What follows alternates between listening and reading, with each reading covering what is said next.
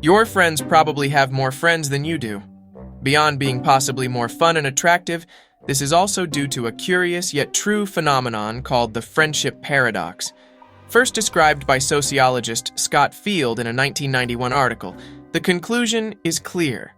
Most people, on average, have fewer friends than their friends have. How can that be? The friendship paradox stems from the typical structure of social networks, by which I mean real-life friendship networks, not just online ones, although the principle applies to them as well and even reaches into other surprising areas. More on that later. Social networks are often organized so that there's a small number of highly connected individuals, while the majority have fewer connections. These few with many connections pull the average up disproportionately. Imagine a class of 10 students. Generally, each student forms a group of friends with 2 others, but there's one very social student who is friends with 6 classmates. This has interesting implications. In this group, for example, this person has 2 friends who each have 3 friends. This means that this person has fewer friends than their friends do. From this person's viewpoint, one friend has 2 friends, another has 3, and the third has 6. Thus, their friends have an average of 3.7 friends, showing again that they have fewer friends than their friends. The same goes for this individual, and the setup is similar in the other groups.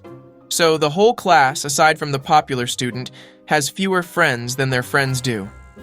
This can also be explained by something called sampling bias, a statistical error that occurs when the data sample used for conclusions isn't representative of the entire population. For instance, if you regularly go to the gym, you're more likely to meet people who frequent it often rather than those who seldom or never go. This could lead to wrong conclusions about the fitness level of the average gym goer.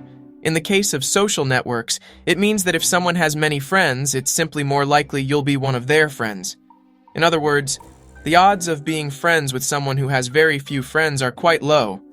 As I mentioned earlier, the friendship paradox also applies beyond real-life friendships. It's very obvious in online networks, for instance. A 2012 study found that the average Facebook user had 245 friends, while the average friend of a user had 359 friends. Around 90% of Facebook users have fewer friends than their friends. Or consider Instagram. You'll likely find that most people you follow have more followers than you.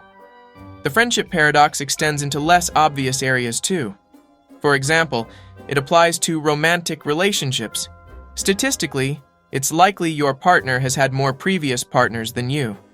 Another example could be this video itself.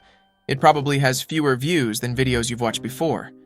The same goes for music, where the artists you listen to may have more listeners than the average artist. If you're playing an online game, chances are that you'll face opponents who play more hours and more frequently than you. So, is this paradox actually useful? Not necessarily, but there's one potential application. In 2010, researchers conducted a study to predict flu epidemic spread using the friendship paradox. They contacted 319 students, grouping them into a random set, and a group instructed to name their friends. This identified a set of 425 more socially connected students. The researchers monitored flu symptoms in both groups, discovering that symptoms appeared in the second group 2 weeks earlier on average. Because these individuals have more connections, they're more likely to contract the flu. This serves as another confirmation of the friendship paradox and shows its potential use in predicting epidemic spreads. That's all for today's video. Give it a like, and good night.